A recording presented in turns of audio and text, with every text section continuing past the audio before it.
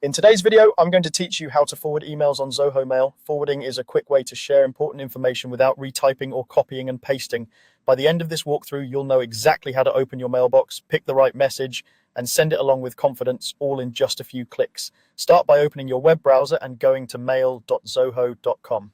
If you're prompted to sign in, do so securely and wait for your mailbox to load. The interface may vary slightly depending on your theme, but the core actions are the same across browsers and screen sizes. Once you're in, head to your inbox from the left sidebar. That's where most new messages land. If the email you need isn't in the inbox, it might be in another folder like Sent or a custom label, so feel free to switch folders. You can also use the search bar at the top to quickly find the message by sender, subject, or keyword if your mailbox is busy.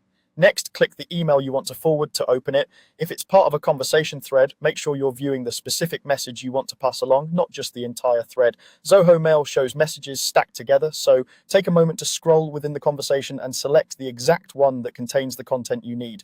Look toward the top right of the message view for the forward option. It usually appears alongside reply and reply all and may look like a curved arrow. If your window is narrow, this option might be tucked into a more or three-dot menu. Expand the window or open that menu to reveal it. Click forward to open a new compose window with the original message quoted below. In the to field, type the recipient's email address. You can add more than one address separated by commas. If you need to loop others in discreetly, use BCC. For visible copies, use CC. Review the subject line, which typically starts with FWE, and edit it for clarity if needed. In the message body, keep or trim the quoted content so only the relevant parts remain. If the original included attachments, they're usually carried over. Check the attachment area and remove or add files as appropriate. Before sending, take a brief moment to proofread and confirm you've selected the right recipient.